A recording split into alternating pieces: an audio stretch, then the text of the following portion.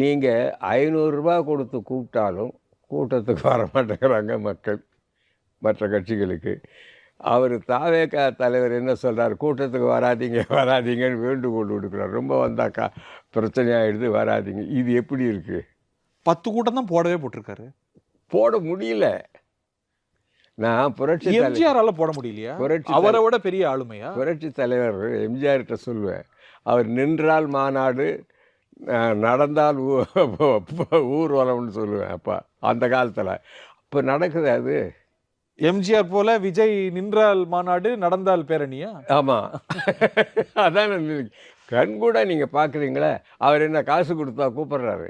அது நான் விஜய் அவர்களாலே மட்டும் என்று நான் சொல்லவில்லை, மக்களிடத்தில் அந்த உணர்வு வந்து விட்டது. மாநாட்டிலையும் பேரணிலையும் சாகிறாங்களே, அதுக்கு நம்ம அது க்ரௌட் மேனேஜ்மெண்ட்டு, போலீஸ் தப்பு. போலீஸ் மட்டுமா? ஆமாம். ஆர்கனைசர்களுக்கு பொறுப்பு இல்லையா? இல்லை.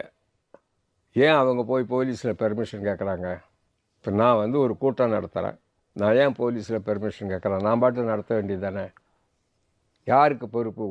அவன் பெர்மிஷன் கேட்கறது மூலம் அவங்க crowd management should be taken by police department. நான் மீண்டும் கேட்குறேன், தாவேக்காவை ஒரு 2வது முனையாக வைக்கிற அளவுக்கு அவங்க செயல்பாடு 10 தான், ஒரு போதாமை இல்லையா? இல்லை, 2வது போதாமைன்னு நம்ம வெறுப்பு சொல்லக்கூடாது. மக்களிடத்தில் இன்றைக்கி என்ன நிலைமை? ஒரு தலைவர் போகிறார் என்றால் அவரை பார்க்க வேண்டும் என்கின்ற ஆசை வருகிறதா இல்லையா மக்களுக்கு?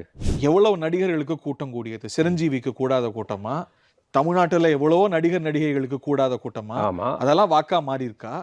இங்கே என்ன நிலைமை என்றால், இவர் அரசியலுக்கு வந்து ஒரு மாற்று ஏற்பாடு தருவதற்கு தன்னை ஒப்படைத்து கொண்டிருக்கின்றார்.